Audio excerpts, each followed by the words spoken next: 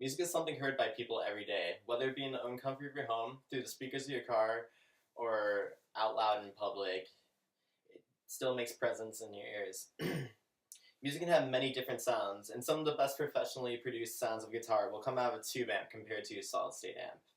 Now imagine seeing a local band live, and the sound coming from their amplifiers is sounds like it's feeding back, grungy, and compressed. Now think back to seeing a more credited band live with a smoother, more professional sound coming from their amplifiers. This is because of tube and solid state. I myself have been playing guitar for 16 years, and I put much time into finding the best sound for my equipment and played many amps, and I've seen that tube is the best. The basics one should know when it comes to amplifiers is the knowledge of tube amps, solid state amps, and the differences between both that make the tube amp a better choice. Continuing forward, some of you may be wondering what a tube amp actually is. In the early 1930s, a Hawaiian steel guitarist, George Beauchamp, and his partner Adolf Rickenbacker created the first electric guitar.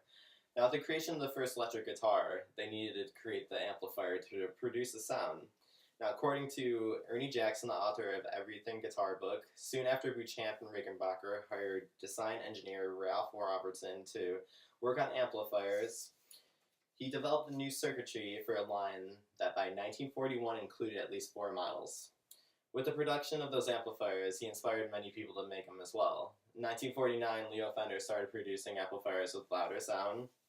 The following year, British company Vox started producing tube amplifiers that had a smoother, clean sound, and when he turned it up, it was distorted, fuzzy sound, and Paul McCartney from the Beatles liked that a lot. In 1961, Jim Marshall created the Hashtag, which is the loudest an amp can go. In 1965, solid-state transistor amps started appearing more among the music scene, but it did not win over musicians' hearts because of the sound it produced. Steve Gutenberg, a record producer, states, "When the solid-state amp arrived in the late 1960s, it may have been technically superior to tubes, but guitarists preferred the warmer, richer sound to the harsher, more brittle sound of early transistor amps." The way the tube amp works is and produces sound is when the tubes in the back of the amp are done warming up, which takes under a minute, it powers the amplifier. There's 3 different tubes. An article by Dave Hunter, he states, the first preamp tube builds up the signals from an electric guitar, then the output tubes are in charge of creating the output sounds, or the amp sounds, and the rectifier tube takes the AC voltage and changes it to DC current to power the amplifier. You may have to replace the tubes once they're burnt out. There are many tubes on the market that you can buy, such as a clean or distorted sounds.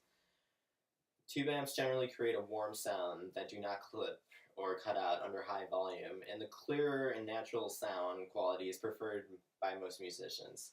Early tube amps were equipped with effects like reverb, tremolo, and vibrato, and nowadays they're equipped with many effects to suit the changing direction of music.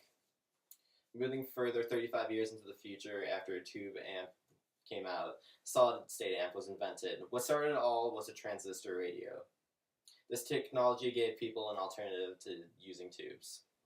Ernie Jackson, the author of the Everything Guitar Book, states that the transistor's brittle sound was offset by the wider frequency range and the ability to play cleanly without distorting at high volumes. Guitarists that preferred a thin and cleaner sound were ones who took liking to solid state. The use of transistors in an amp was cheaper than using tubes, and also made the amps lighter in weight.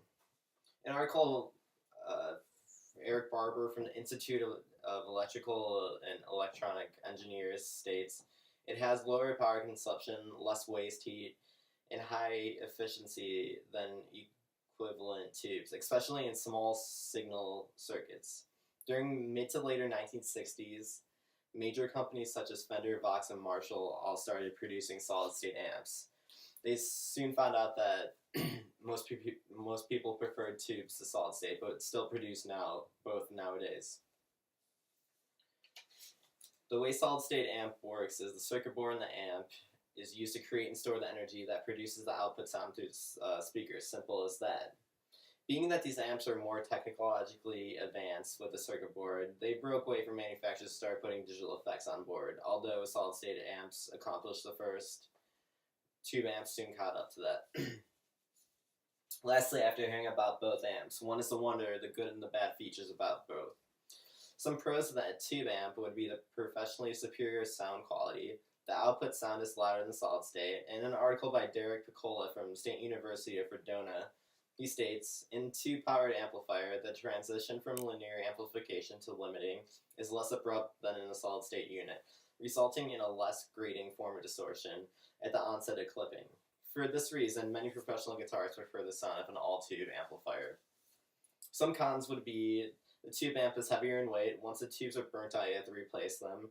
In an article by Eric Barber from the Institute of Electrical and Electronics Engineers, he states, high power consumption needs heater supply that generates waste heat and yields lower efficiency noticeable for small signal circuits.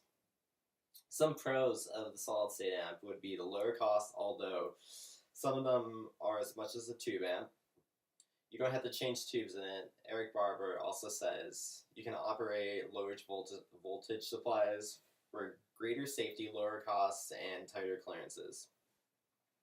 On the other hand, some cons of the solid-state amp are that they cut out at louder volumes, often tend to overheat because of the circuit board on it. They don't play as loud as they should, and they pick up radio signals or stations. Furthermore, all the information I just presented should give a clear idea that tubes are a better choice. Greatly produced and professional sounding music achieves the sound with the use of that amplification. Some brief information on why tube amps and solid-state amps and the pros and cons of both leads one to see why the tube amp is a better choice. When you hear great sound coming from the instruments at a concert, now you know that it's a tube amplifier.